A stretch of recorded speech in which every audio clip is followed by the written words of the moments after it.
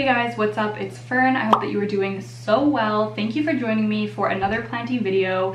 Today we're going to be talking all about potting mix, how I create my own, and I'm going to be explaining to you why I do this and how I do it. We're going to do a demo. I'm going to talk a little bit about the different things that I put into this, and I also asked you guys some questions on Instagram.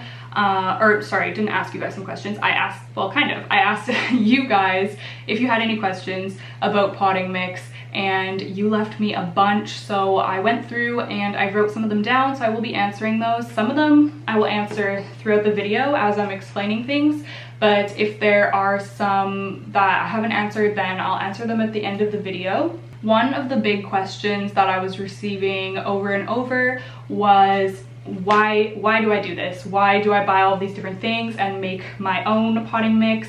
Why don't I just use the bag from the store? Is it wrong to use the bag from the store? Am I a bad plant parent if I'm just using the bag of Pro Mix or whatever have you from the big box store? And my answer to that is that you absolutely do not have to do this. I do not think that anybody is a bad plant parent if they're just using soil out of the bag. The reason that I do this is because I want to. Like, I genuinely enjoy just like the trial and error and experimental aspect of being able to adjust things and see how my plants do. And I just enjoy it, is the reason that I do it. Throughout probably my first year or so that I was really into houseplants, all I was doing was just using a regular store-bought bag of potting mix and just adding perlite to it. That's like an easy way to get a decent potting mix. It's going to be well draining. So if you are just wanting like a quick, easy thing, that is definitely what I suggest, is just buying, you know, Pro Mix or whatever potting mix you can find, and then just buying a bag of perlite, which is super cheap, and then just adding some of that in so that you can get better drainage. But if you're interested in seeing how I do my like custom potting mix, then I am here to show you. So I guess I'll just go through the items that I have here and talk about them a little bit. The first thing that I'm going to talk about is orchid bark. This is, I believe it's fir bark. Now I just have this little bag. I don't use a particular brand or anything like that. I honestly, most of this stuff I just pick up at the local like plant or garden shop and just buy like what I can find. Ideally I like to find large bags of all of these, but sometimes that's not super easy, so this is what I have for now. I believe that this is fir bark. So this is what is really going to play a big role in making our soil chunky. It's going to provide a lot of aeration and drainage for our plants, and it's also going to give the roots kind of something to grow around. So for my potting mixture, it is a really important staple. Next is something that a lot of you are probably familiar with, and that is perlite. Okay, so perlite is this very like lightweight, like very lightweight, fluffy, I don't even know what this is. I think that this is like a type of volcanic rock that was heated up and popped or something. Perlite provides excellent aeration properties and superior water retention. Perlite is pH neutral, sterile, and lightweight, which makes it an ideal addition to any soil. So perlite is mostly used just to aerate the soil, make it more fluffy, make it so that the water drains through quite quickly, prevents root rot. I've been really into perlite lately because I have been starting to propagate some of my plants in perlite, and it is working like a charm. So I am gonna have a video on that. I did film it and then I just wasn't super happy with it. I feel like I need to play with it a little bit longer, just so I have kind of like, I don't know, just more to share with you in the video. But yeah, in the use of a like potting mix, it is mostly used just for drainage and aeration. Next, I'm going to talk about charcoal. So normally I have little chunks of charcoal in my potting mix, but right now I have this, it's almost like little charcoal shavings. It's much more fine. And charcoal, I I honestly don't think that this is like 100% necessary, but I know that charcoal is really good for fighting off any like bacterial things that can be going on in the potting soil and just keeping the roots really healthy and making it so that they're able to uptake all of their nutrients and stuff like that. Like it's definitely beneficial, but I don't know if I would say it's necessary. Like I'd probably be comfortable doing my potting mixture without it if you can't get your hands on it. However, these three things that I just talked about, the charcoal, perlite, and orchid bark, are actually all in Pro Mix's Orchid Mix, which if you guys have been watching my channel for a while, then you would know that, oh my gosh, my grow lights are turning off on me. Oh, this video feels a little bit all over the place. I apologize. If you have been watching me for a while, then you would know I have been using this for quite some time. Premium Orchid Mix from Pro Mix. This stuff is awesome. So in here, I'm pretty sure that those three things are the only things in here. Western fir bark, charcoal, and perlite. So if you don't want to buy all three of these things separately and you just want something that is already like pretty much good to go, the only thing I would add to it is my cocoa coir. I'll get there in a minute though. Yeah, this is an awesome mixture, and I've used this on a ton of my plants. So yeah, it just makes things a lot easier if you're not, you know, into buying all these things separate. This was $12 for this bag, and it's not very big, so that's like kind of why I'm moving towards mixing my own, just kind of to get more bang for my buck, but this is an option. Okay, so let's talk about the cocoa coir since it's right in front of me. So cocoa coir is basically what is going to give like that like soily kind of consistency. This is what is going to retain the most water in your potting mix. So I kind of adjust this a lot depending on what type of plant the mixture is for. So if it's for something like an alocasia or a calathea, then I'll add a little bit more cocoa coir. If it's for something like a Hoya or, you know, something more succulent, then I'm going to decrease the amount of cocoa coir. I'll talk about that a little bit more when we're like creating our mixture, but basically the function of it in my potting mix is for moisture retention. Now, a lot of potting mixes that you buy at the store are made from peat moss, which is pretty harmful for the environment and unsustainable. So cocoa coir is kind of an alternative to that. But I was looking it up recently, and cocoa coir apparently isn't super sustainable either. So it's just like, oh my goodness, like it's such an important thing that we need to talk about in the plant community, finding sustainable alternatives to things. I think that they were saying that the peat moss is harder on the planet, but the cocoa coir, it's technically a byproduct from like harvesting coconuts. So it's more sustainable in that way, but it's less sustainable because I think they were considering the water usage of processing it. So I think from what I've read, it's more sustainable than peat moss, but yeah, I don't know. I haven't researched it super thoroughly, which I should, and that's going to be a goal for me, is just kind of like finding ways to make my plant hobby more sustainable. So if anyone has any resources on that, please let me know, because I have a lot more research to do on the topic, but I just thought I would pop that in there. I feel like I'm kind of congested from allergies, so I'm sorry if that is coming through. But anyways, yes, very good for retaining moisture. So this is sold usually in like a big compressed, not even big, like a small compressed brick, and then it expands to huge, like so much coconut coir.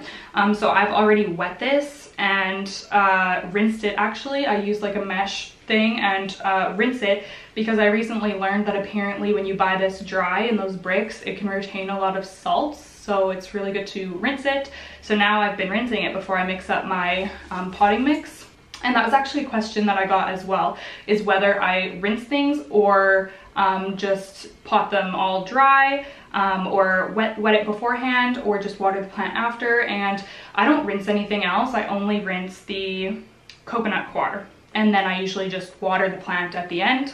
That actually reminds me, I should mention about perlite, that if you're working with it, you should be wearing a mask, because the dust isn't great to breathe in. So yeah, it's less dusty if you wet it. So you can choose to do that. It's kind of a pain in the butt, but probably just wearing a mask is easier. Okay, next I am going to talk, this is gonna be a long video. I literally thought this video was gonna be like 5 minutes, but we're really going in here. So the next thing I'm gonna talk about is pumice. Okay, so pumice has a similar function to perlite. This is a type of volcanic rock too, I believe, yes. So this is similar to perlite in that its function is mostly to provide drainage and some aeration to the plant.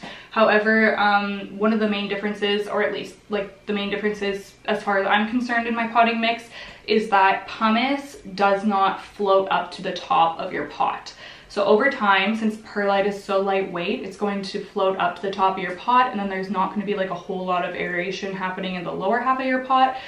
So that's why I like to mix both perlite and some pumice in, just so we can like sustain that aeration throughout the whole plant. And yeah, that's basically my use for it. I'm soon to have another use for it because I'm going to be doing my DIY pond mixture, which that will be a whole other video, but yeah, pumice, awesome. And then the last thing that I'm going to mention of, I just have a small bag here because, to be honest with you, I don't really use this that often. I'm not really sure like how I feel about it, but that is worm castings, which is basically worm poop or an organic fertilizer, I guess. So that's basically just what it is, a fertilizer, some food for your plant. I do fertilize with my liquid fertilizer when I water my plants quite frequently, so I'm not super concerned about adding worm castings, but I do add them the odd time, so I don't know, I just thought I would mention it. Okay, so now we are going to do a little demo, and I'm gonna talk to you a little bit about the ratio, which, spoiler alert, I don't really use one. I just kind of eyeball the amounts. Now, when you are mixing everything up and you want to make modifications for different types of plants, the three things that you need to think of are your plant's requirements. So is it a plant with more succulent leaves that retains a lot of water? That's going to need something more well draining, or is it something that likes to stay a little bit more moist, in which case you'll have to add more cocoa coir. So you need to think about your plant, learn a little bit about its care, and then you'll have a better idea of how much to use of which thing. And then the second thing that you need to be aware of is your plant's condition. So I mean like environmental condition that it's living in. Is it in a south-facing window where it's gonna dry out super quickly, or does it live in a north-facing window? It's not getting a lot of sun. You know that you're gonna want something that drains more quickly. Is it in a greenhouse where it's more humid? You know, like there's so many things that you can keep in mind. And then the third thing is the pot. So if your plant is in terracotta, the terracotta is going to be wicking moisture from the plant, so that's going to assist with the drainage versus it being in ceramic where it's going to stay a little bit more moist in general. So I know that that's a lot of information, but those are just three things that you can keep in mind, and just like examples, things that can affect how often you need to water and what type of drainage you should have, etc. And of course, you should always have a drainage hole.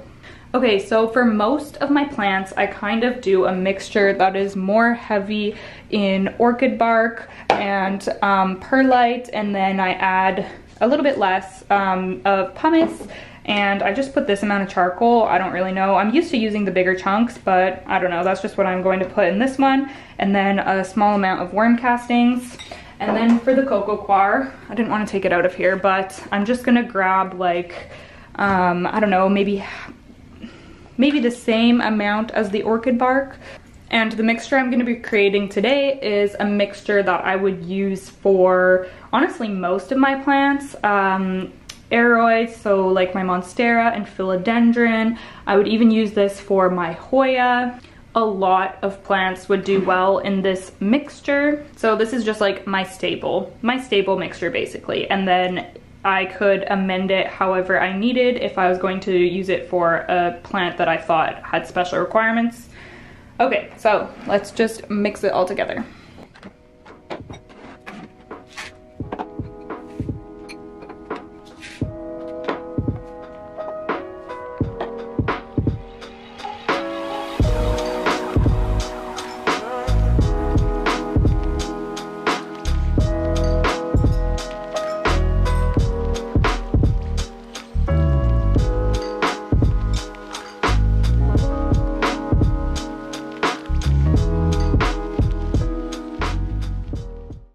Okay, so this is what we are working with. It's quite chunky.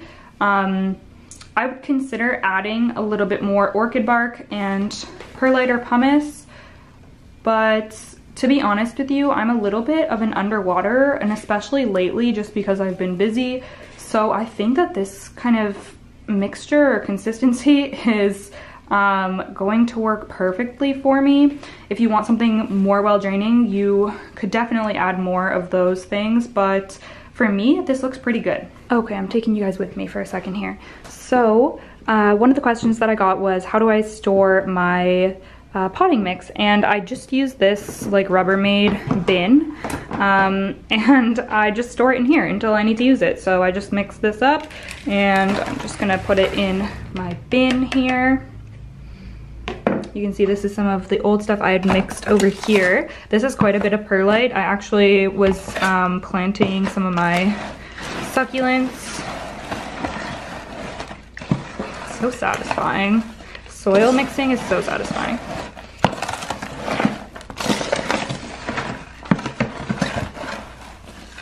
So I like to just have some in this bin kind of at all times, so it's just easy for me to use. Look at how nice that looks. Wow.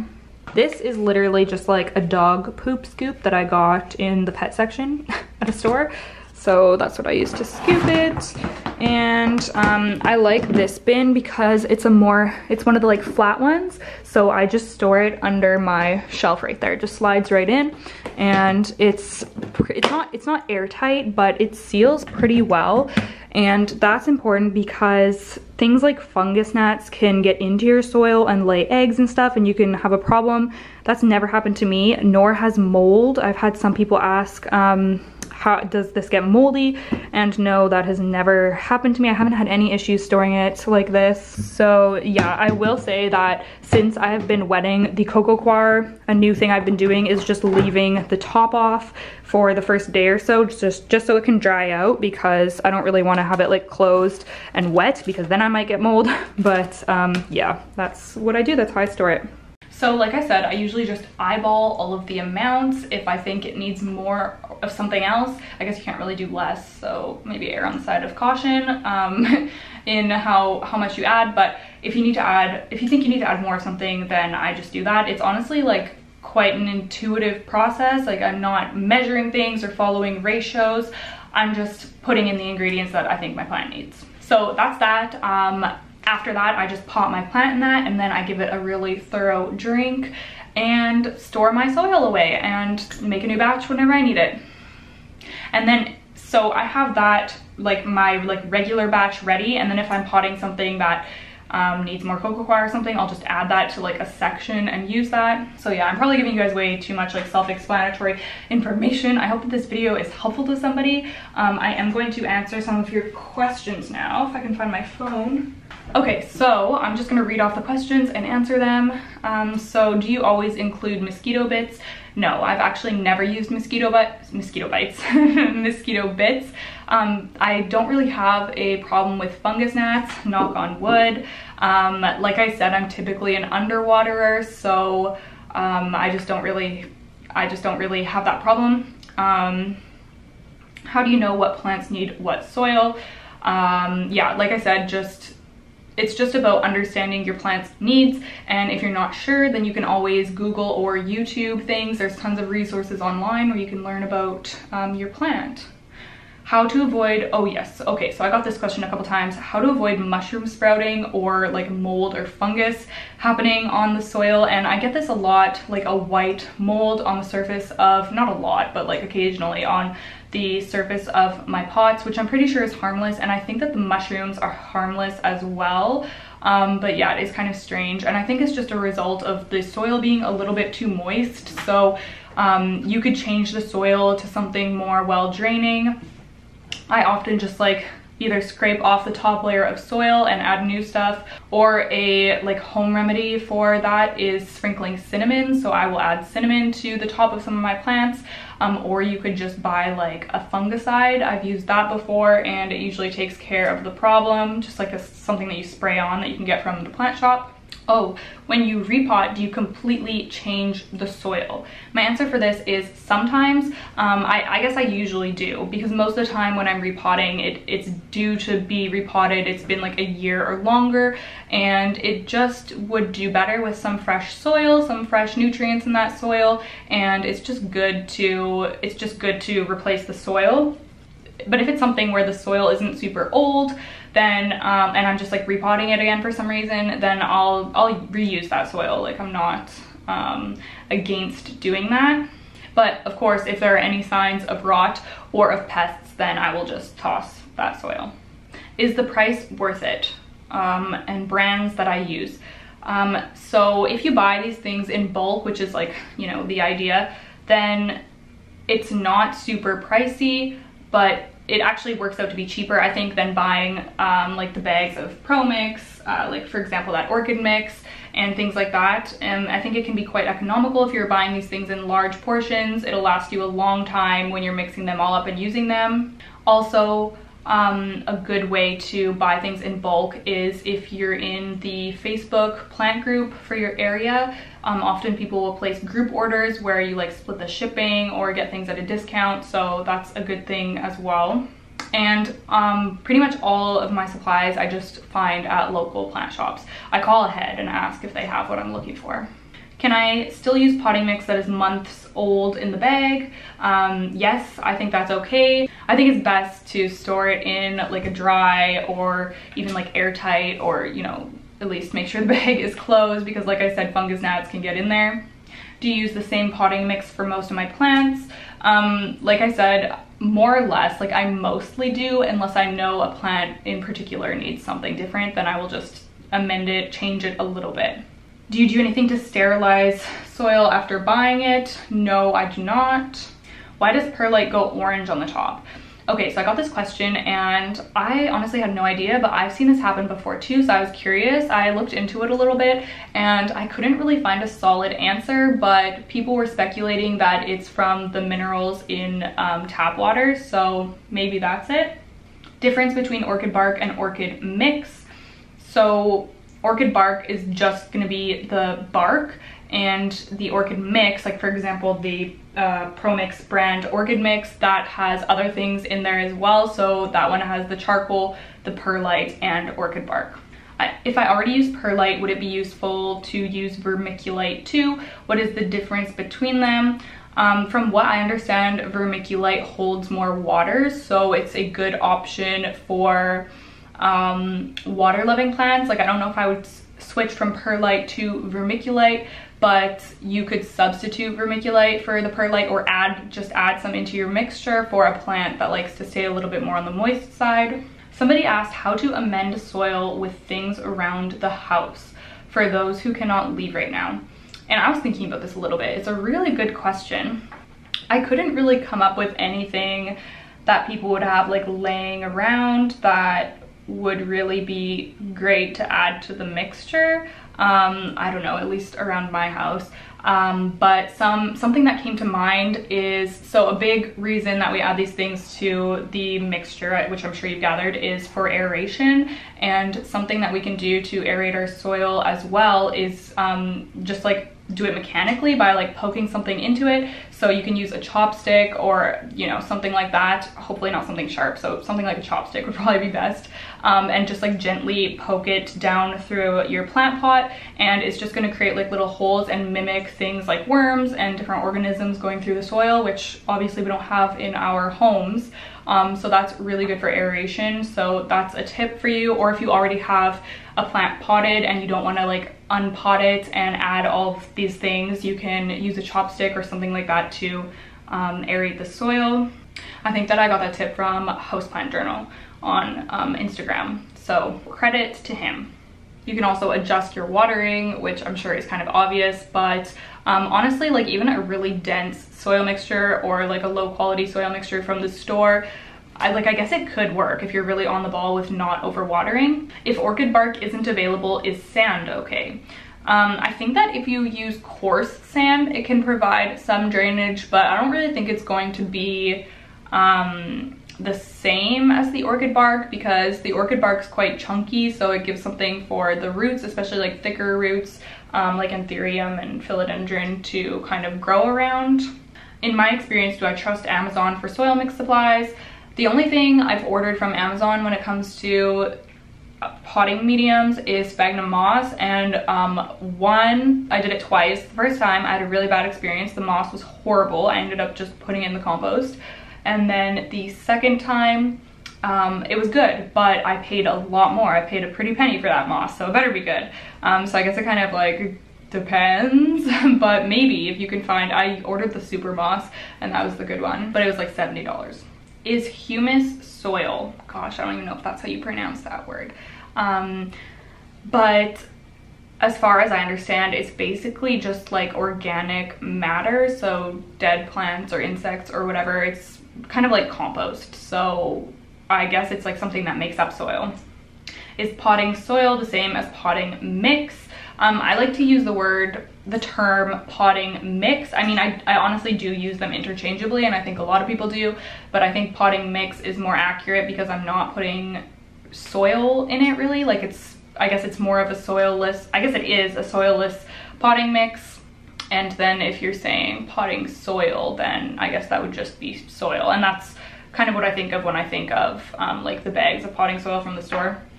I'm honestly not too particular about the term though, I use them both. Do I rinse anything? Like I said, the coco coir. How to know when to water when it's a very chunky mixture and the moisture meter won't read it?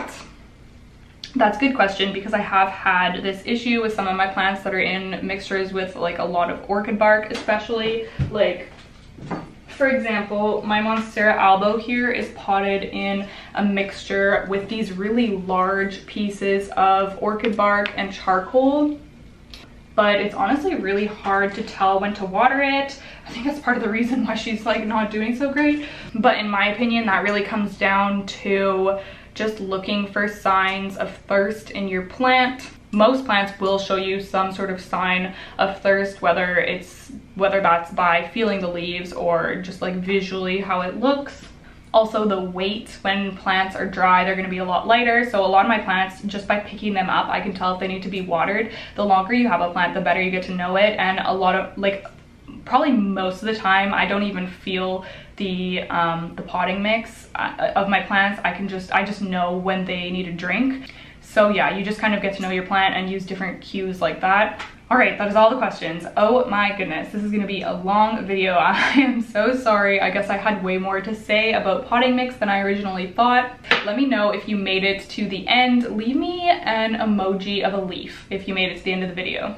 Also, make sure you give this video a thumbs up if you liked it. It really helps out my channel. Hopefully this was helpful. I kind of feel like when I do these like sit down, trying to be like more informative videos, I don't know, I just feel like I'm bad at explaining things and I don't do a great job, but hopefully you guys garnered something from it. So once again, thank you so much for watching, and make sure you subscribe to my channel for more planty content. I will see you guys in the next one. Okay, bye.